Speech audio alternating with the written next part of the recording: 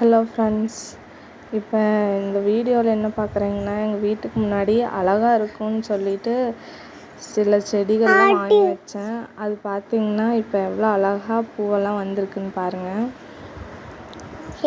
இது மூணுமே ஒரே டைமில் வாங்கி வச்சது தான்.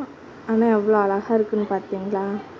அதுவும் மழை காலத்துக்கு ரொம்பவே நல்லாவே வந்திருக்கு. அது வந்து எங்கள் அம்மா வச்ச செடி. அந்த பட்ரோஸ் மாதிரி இருக்குது. அதுவும் நிறையா பூ வந்திருக்கு. பார்த்திங்கன்னா அழகாக இருக்குல்ல, அதுதான்.